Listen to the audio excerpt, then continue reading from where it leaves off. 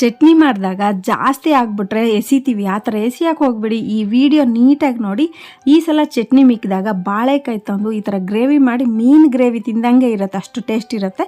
ಈಗ video continue ಮಾಡೋಣ. Welcome back to Sushanti vlogs Kannada. ಇಲ್ಲಿ ನಾನು ಮೊನ್ನೆ ರಾಗಿ ರೊಟ್ಟಿ ವಿಡಿಯೋ ಅಪ್ಲೋಡ್ ಮಾಡಿದ್ದೀನಿ, ಅದರಲ್ಲಿ ಚಟ್ನಿ ಮಾಡಿದ್ದೀನಿ. ನೆಕ್ಸ್ಟ್ ಈರುಳ್ಳಿ, ಹಸಿ ಟೊಮೊಟೊ, ಹಸಿ ಪಲ್ಯ ಅಂತ ಟೈಟಲ್ ಕೊಟ್ಟಿದ್ದೀನಿ.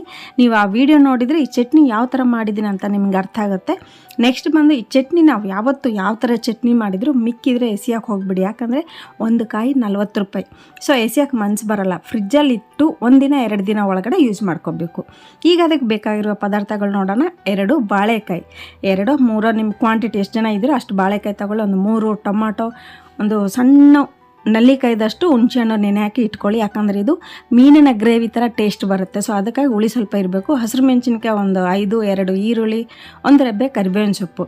ನೆಕ್ಸ್ಟು ಉಪ್ಪು, ಅರಿಶಿನ, ಅಚ್ಕಾರದ ಪುಡಿ, ಗರಂ ಮಸಾಲ, ಧನಿಯಾ ಪೌಡರ್. ಈ ಗ್ರೇವಿ ಬಂದು ನೀವು ಮೀನು ಸಾಂಬಾರು ಅಂದರೆ ಸಾಂಬಾರು ಥರ ಅಲ್ಲ, ಮೀನು ಗ್ರೇವಿ ಮಾಡಿದರೆ ಹೆಂಗಿರುತ್ತೋ ಹಂಗೇ ಟೇಸ್ಟ್ ಬರುತ್ತೆ. ಒಂದು ಬೌಲಲ್ಲಿ ನೀರು ಹಾಕಿ ಉಪ್ಪು ಹಾಕಿ ನಾವು ಬಾಳೆಕಾಯಿ ಕಟ್ ಮಾಡಿ ಹಾಕಿದಾಗ ಕಪ್ಪು ಬರಬಾರ್ದು. ಸೊ ಅದಕ್ಕಾಗಿಯೇ ಉಪ್ಪು ಹಾಕಬೇಕು ಸ್ವಲ್ಪ. ಈ 2 ಬಾಳೆಕಾಯ್ದು ಸಿಪ್ಪೆ ತೆಗ್ದಿದ್ವಲ್ಲ, ಸಿಪ್ಪೆ ಎಸಿಯಾಕೆ ಹೋಗ್ಬಿಡಿ. ಸಿಪ್ಪೆ ಜೊತೆ ನಾನು ಪಚ್ಚಡಿ ಮಾಡಿ ವಿಡಿಯೋ ಅಪ್ಲೋಡ್ ಮಾಡಿದ್ದೀನಿ. ಇದರಿಂದ ಮುಂದೆ ಒಂದು ವಿಡಿಯೋ ನೋಡಿದರೆ ನೀವು ಚೆಕ್ಔಟ್ ಮಾಡಿದರೆ ಗೊತ್ತಾಗುತ್ತೆ. ಬಾಳೆಕಾಯಲ್ಲಿ ಸಿಂಪಲಾಗಿ ಪಚ್ಚಡಿ ಮಾಡಿಕೊಂಡು 1 ವಾರ ಸ್ಟೋರ್ ಮಾಡಿ ತಿನ್ಬೋದು, ಸಖತ್ತಾಗಿರುತ್ತೆ. ಈಗ ಬಾಳೆಕಾಯಿ ನಾವು ಮೀನ್ ಶೇಪಾಗಿ ಕಟ್ ಮಾಡಬೇಕು. ನೋಡ್ತಾ ಇದ್ರಲ್ಲ, ಈ ಥರ ಶೇಪಾಗಿ ಕಟ್ ಮಾಡಬೇಕು. ಯಾಕಂದ್ರೆ ನಾವು ನೋಡಿದ ತಕ್ಷಣ ಮೀನು ಅಂತ ಅನ್ಸ್ಬೇಕಂದ್ರೆ ಫಸ್ಟ್ ಈ ಶೇಪ್ ಇಂಪಾರ್ಟೆಂಟ್ ಆಗುತ್ತೆ. ಟೇಸ್ಟು ಮಾತ್ರ ಸಖತ್ತಾಗಿ ಟೇಸ್ಟ್ ಆಗಿರುತ್ತೆ. ನೀವು ಏನು ದೂಸರ ಮಾತಾ ಇಲ್ಲ. ಅಂದರೆ ಪ್ಯೂರ್ ವೆಜ್, ಇದು ನಾನ್ ವೆಜ್ ಅಲ್ಲ, ಪ್ಯೂರ್ ವೆಜ್. ಬಟ್ ಮೀನಿನ ಗ್ರೇವಿ ಎಷ್ಟು ಟೇಸ್ಟ್ ಇರುತ್ತೋ ಅಷ್ಟು ಟೇಸ್ಟಿ ಬರುತ್ತೆ. ಮಿಕ್ಕಿರುವ ಚಟ್ನಿಯಲ್ಲಿ ನಾವು ಈ ಪದಾರ್ಥ ಮಾಡ್ಕೋತೀವಿ, ತಿಂತೀವಿ, ಎಷ್ಟು ಟೇಸ್ಟ್ ಇರುತ್ತೆ.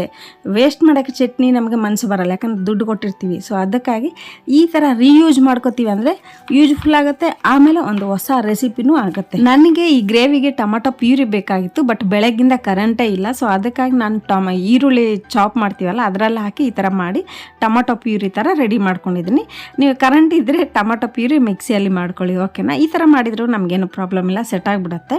ಇದಾದಮೇಲೆ ಈ ಥರ ರೆಡಿ ಮಾಡ್ಕೊಂಡಿದ್ಮೇಲೆ ಈಗ ನಮಗೆ ಮೀನು ಸಾಂಬಾರು ಥರ ಟೇಸ್ಟ್ ಬರಬೇಕಂದ್ರೆ ಅದರಲ್ಲಿ ಸೀಕ್ರೆಟ್ ಮಸಾಲ ಏನು ಗೊತ್ತಾ? ಒಂದು 1/4 ಟೇಬಲ್ ಸ್ಪೂನ್ ಮೆಂತ್ಯ, 1/4 ಟೇಬಲ್ ಸ್ಪೂನ್ ಸಾಸಿವೆ. ಸೀಸ್ಬಿಡಿ, 2 ಸೀದೋಗ್ಬಿಟ್ರೆ ಕಹಿ ಬರುತ್ತೆ. ಸ್ವಲ್ಪ ಮೀಡಿಯಮ್ ಆಗಿ ಫ್ರೈ ಮಾಡ್ಕೊಳ್ಳೋ ಒಂದು ಸೈಡಲ್ಲಿ ಇಟ್ಬಿಟ್ಟು ಅದೇ ಪ್ಯಾನಲ್ಲಿ ಈ ಗ್ರೇವಿಗೆ ಎಣ್ಣೆ ಜಾಸ್ತಿ ಹಾಕಬೇಕು. ನಾನು ಫಸ್ಟ್ ಟೈಮ್ ಇಷ್ಟೆಲ್ಲ ಆಯಿಲ್ ಹಾಕ್ತಾಯಿದ್ದೀನಿ. 8 ಟೇಬಲ್ ಸ್ಪೂನ್ ಎಣ್ಣೆ ಹಾಕಿ 1/4 ಟೇಬಲ್ ಸ್ಪೂನ್ ಸಾಸಿವೆ, 1/4 ಟೇಬಲ್ ಸ್ಪೂನ್ ಜೀರಿಗೆ. ಸಾಸಿವೆ ಸ್ವಲ್ಪ ಚಿಟಪಟ ಆದಮೇಲೆ ಈರುಳ್ಳಿ ಈ ಥರ ಸಣ್ಣದಾಗಿ ಚಾಪ್ ಮಾಡಿ ಹಾಕಬೇಕು. ಆಮೇಲೆ ಹಸಿರು ಮೆಣಸಿನಕಾಯಿ ಸ್ಟ್ರೈಟಾಗಿ ಕಟ್ ಮಾಡಿ ಹಾಕಿ ಕರಿಬೇವಿನ ಸೊಪ್ಪು ರೆಬ್ಬೆ ಒಂದು ಹಾಕಿದ್ಮೇಲೆ ನಮಗೆ ಈರುಳ್ಳಿ ಸ್ವಲ್ಪ ಬ್ರೌನ್ ಕಲರ್ ಬರಬೇಕಲ್ಲ. ಸೊ ಅದಕ್ಕಾಗಿ ಸ್ವಲ್ಪ ಉಪ್ಪು ಹಾಕ್ಬಿಟ್ರೆ ಬೇಗ ಫ್ರೈ ಆಗುತ್ತೆ. ಉಪ್ಪು ಹಾಕಿ ಒಂದು 5 ನಿಮಿಷ ಚೆನ್ನಾಗಿ ಮೀಡಿಯಮ್ ಫ್ಲೇಮಲ್ಲಿ ಫ್ರೈ ಮಾಡಿದರೆ ಈರುಳ್ಳಿ ಕಲರ್ ಬಂದುಬಿಡುತ್ತೆ. ನೆಕ್ಸ್ಟ್ ಬಂದು ನಾವು ಟೊಮೊಟೊ ಪ್ಯೂರಿ ಮಾಡಿ ರೆಡಿ ಮಾಡಿ ಇಟ್ಕೊಂಡಿದ್ವಲ್ಲ ಅದು ಹಾಕಿ ಒಂದು 5 ನಿಮಿಷ ಚೆನ್ನಾಗಿ ಆ ಹಸಿ ಸ್ಮೆಲ್ ಹೋಗೋಗಂಟ ಫ್ರೈ ಮಾಡಬೇಕು. 5 ನಿಮಿಷ ಫ್ರೈ ಆದಮೇಲೆ 1/4 ಟೇಬಲ್ ಸ್ಪೂನ್ ಅರಿಶಿನ, 1.5 ಟೇಬಲ್ ಸ್ಪೂನ್ ಅಚ್ಕಾರದ ಪುಡಿ. ನೀವು ಕ್ವಾಂಟಿಟಿ ಖಾರ ಕಡಿಮೆನೋ ಜಾಸ್ತಿ ನೋಡ್ಕೊಂಡು ಹಾಕ್ಕೊಳ್ಳಿ. ಗರಂ ಮಸಾಲ ಒಂದು 1/4 ಟೇಬಲ್ ಸ್ಪೂನ್, ಧನಿಯಾ ಪೌಡರ್ ಒಂದು ಅರ್ಧ ಟೇಬಲ್ ಸ್ಪೂನ್.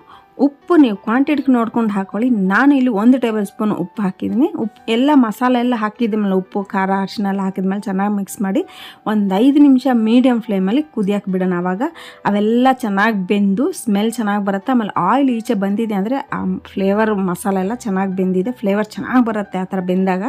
ಈಗ ಇದರಲ್ಲಿ ನಾವು ಚಟ್ನಿ ಮಿಕ್ಕಿರುವ ಚಟ್ನಿ ಇದರಲ್ಲಿ ಅಂದರೆ ನಿಮಗೆ ಕ್ವಾಂಟಿಟಿಲಿ ಗೊತ್ತಾಗಲ್ಲ, ಒಂದು 3 ಟೇಬಲ್ ಸ್ಪೂನ್ ಅಷ್ಟು ಹಾಕಿದರೆ ಗ್ರೇವಿ ಸ್ವಲ್ಪ ಥಿಕ್ನೆಸ್ ಆಗಿ ಬರುತ್ತೆ, ಗಟ್ಟಿಯಾಗಿರುತ್ತೆ. ಮುದ್ದೆನೂ ತಿನ್ಬೋದು, ಚಪಾತಿ, ದೋಸೆ, ಆಮೇಲೆ ಅಕ್ಕಿ ರೊಟ್ಟಿ, ರಾಗಿ ರೊಟ್ಟಿ ಎಲ್ಲನೂ ತಿನ್ಬೋದು. ಅನ್ನ ಜೊತೆನೂ ಕಲ್ಸ್ಕೊಂಡು ತಿಂದರೆ ಸಖತ್ತಾಗಿರುತ್ತೆ. ಈಗ ಇದರಲ್ಲಿ ಹುಣಸೆ ಹಣ್ಣು ನೆನೆ ಹಾಕಿ ಗೊಜ್ಜು ತೆಗೆದಿದ್ವಲ್ಲ ಹುಳಿ, ಅದು ಹಾಕ್ಬಿಡೋಣ. ಈ ಹುಳಿ ಹಾಕಿದರೆ ಆ ಗ್ರೇವಿ ಮಾತ್ರ ಟೇಸ್ಟು ಸಖತ್ತಾಗಿರುತ್ತೆ. ಈಗ ನಾವು ಮಸಾಲ ಹಾಕಿದ್ದೀವಿ, ಆಮೇಲೆ ಚಟ್ನಿ ಹಾಕಿದ್ದೀವಿ, ಹುಣಸೆ ಹುಳಿನೂ ಹಾಕಿದ್ದೀವಿ. ಎಲ್ಲ ಮಿಕ್ಸ್ ಮಾಡಿ ಒಂದು 2 ನಿಮಿಷ ಅಥವಾ 5 ನಿಮಿಷ ಈ ಥರ ಬೇಯಾಕಿ ಬಿಟ್ಟರೆ ಎಲ್ಲ ಚೆನ್ನಾಗಿ ಹಿಡಿದ್ಬಿಟ್ಟು ಟೇಸ್ಟು ಸಖತ್ತಾಗಿರುತ್ತೆ. ಈಗ ಇದರಲ್ಲಿ ನಾವು ಕಟ್ ಮಾಡಿ ಉಪ್ಪು ನೀರಲ್ಲಿ ನೆನೆ ಹಾಕಿಟ್ಟಿದ್ದೀವಲ್ಲ ಬಾಳೆಕಾಯಿ ಪೀಸ್ಗಳು ಹಾಕ್ಕೊಳ್ಳಿ. ನಿಮಗೆ ನಮ್ಮ ವಿಡಿಯೋಗಳು ಇಷ್ಟ ಆದರೆ ಲೈಕ್, ಶೇರ್, ಸಬ್ಸ್ಕ್ರೈಬ್ ಮಾಡಿ. ಸಬ್ಸ್ಕ್ರೈಬ್ ಮಾಡಿದರೆ ಗಂಟೆ ಬಟನ್ ಆನ್ ಆಗುತ್ತೆ. ಗಂಟೆ ಬಟನ್ ಆನಲ್ಲಿದ್ದರೆ ನಾವು ವಿಡಿಯೋ ಅಪ್ಲೋಡ್ ಮಾಡ್ತಾ ತಕ್ಷಣ ನಿಮಗೆ ಬರುತ್ತೆ. ನೀವು ನೀಟಾಗಿ ಈ ವಿಡಿಯೋ ನೋಡಿ ಇದೇ ಥರ ರೆಸಿಪಿ ಮಾಡ್ಕೋಬೋದು. ಓಕೆನಾ? ಈಗ ಬಾಳೆಕಾಯಿ ಪೀಸೆಲ್ಲ ಹಾಕ್ಬಿಟ್ಟು, ಬಾಳೆಕಾಯಿ ಜಾಸ್ತಿ ಟೈಮ್ ಬೇಕಾಗಿಲ್ಲ, ಬೇಗನೆ ಬೆಂದೋಗುತ್ತೆ. ಸೊ ಅದಕ್ಕಾಗಿ ಬಾಳೆಕಾಯಿ ಎಲ್ಲ ಹಾಕಿ ನೀಟಾಗಿ ಮಿಕ್ಸ್ ಮಾಡ್ಕೋಬೇಕು. ಇಲ್ಲಾಂದರೆ ಬಾಳೆಕಾಯಿಗಳು ಚೂರು ಚೂರು ಆಗಿಬಿಡುತ್ತೆ, ಆವಾಗ ನಮಗೆ ಮೀನಿನ ಪೀಸ್ಗಳು ತಿಂದಂಗಿರಲ್ಲ. ಸೊ ಅದಕ್ಕಾಗಿ ನೀಟಾಗಿ ಹ್ಯಾಂಡಲ್ ಮಾಡಿ. ಓಕೆನಾ? ನಿಧಾನವಾಗಿ ಕಲಸಾದ್ಮೇಲೆ ಚೆನ್ನಾಗಿ ಮಿಕ್ಸ್ ಮಾಡಿ ಮುಚ್ಚಳ ಇಟ್ಟು ನಾವು ಇನ್ನೊಂದು 5 ನಿಮಿಷನೋ 8 ನಿಮಿಷ ಮೀಡಿಯಮ್ ಫ್ಲೇಮಲ್ಲೇ ಕುದಿಯಕ್ಕೆ ಬಿಡೋಣ. ನೆಕ್ಸ್ಟು ಸಾಸಿವೆ ಆಮೇಲೆ ಮೆಂತ್ಯ ನಾವು ಫ್ರೈ ಮಾಡಿ ಇಟ್ಟಿದ್ದೀವಲ್ಲ, ಅದು ನೀಟಾಗಿ ಪುಡಿ ಮಾಡ್ಕೋಬೇಕು. ಈ ಗ್ರೇವಿಗೆ ಸೀಕ್ರೆಟ್ ಮಸಾಲ ಅದೇ. ಆಂಧ್ರ ಕಡೆ ಎಲ್ಲ ಮೀನಿನ ಗ್ರೇವಿ ಮಾಡಿದಾಗ ಈ ಸಾಸಿವೆ ಮೆಂತ್ಯ ಪುಡಿ ಹಾಕ್ತೀವಿ, ಅವಾಗ ಟೇಸ್ಟು ಸಖತ್ತಾಗಿ ಬರುತ್ತೆ. ನೀವು ಇದರಲ್ಲಿ ಆ ಪುಡಿ ಮಾಡಿ ಹಾಕಿ ಕಸ್ತೂರಿ ಮೆಥಿ ಹಾಕಬೇಕು. ಯಾವತ್ತೂ ಕಸ್ತೂರಿ ಮೆಥಿ ಹಾಕಿದರೆ ಅದರಿಂದ ಫ್ಲೇವರ್ ಬರುತ್ತಲ್ಲ, ಸಖತ್ತಾಗಿರುತ್ತೆ ಗ್ರೇವಿ ಟೇಸ್ಟು. ನಾವು ಸಾಸಿವೆ ಮೆಂತ್ಯ ಕುಟ್ಟಿ ಪುಡಿ ಮಾಡಿಟ್ಟಿದ್ವಲ್ಲ, ಅದೊಂದು 1/4 ಟೇಬಲ್ ಸ್ಪೂನ್ ಹಾಕಿ, ಜಾಸ್ತಿ ಹಾಕಬೇಡಿ, ಕಹಿ ಬಂದ್ಬಿಡುತ್ತೆ.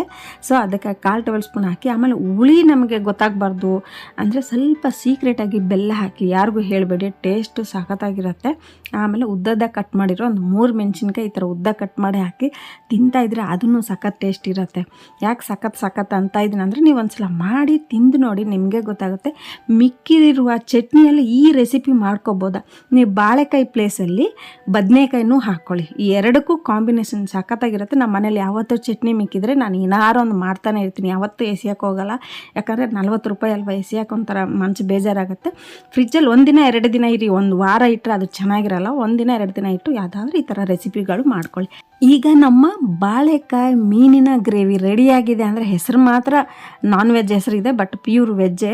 ಈಗ ಬಿಸಿ ಅನ್ನ ಜೊತೆ ಕಳ್ಸ್ಕೊಂಡು ಮಕ್ಕಳಿಗೆ ತಿನ್ನಿಸಿ, ಸಖತ್ ಟೇಸ್ಟ್ ಆಗಿರುತ್ತೆ. ಆಮೇಲೆ ಲಂಚ್ ಬಾಕ್ಸ್ಗೆ ನೀವು ಗ್ರೇವಿ ಜೊತೆ ಅನ್ನನೋ ಚಪಾತಿ ಪುಲ್ಕ ದೋಸೆ ಕೊಡಿ, ಲಂಚ್ ಬಾಕ್ಸ್ ಖಾಲಿ ಆಗುತ್ತೆ. ಅಷ್ಟು ಟೇಸ್ಟ್ ಇರುತ್ತೆ. ಮತ್ತೆ ಮಾಡಿಸ್ಕೊಂಡು ತಿಂತಾರೆ ಈ ಗ್ರೇವಿ ಈ ಥರ ಮಾಡಿದರೆ. ನಿಮಗೆ ಈ ಬಾಳೆಕಾಯಿ ಮೀನಿನ ಗ್ರೇವಿ ವಿಡಿಯೋ ಇಷ್ಟ ಆದರೆ like, share and subscribe to Sushanti vlogs Kannada.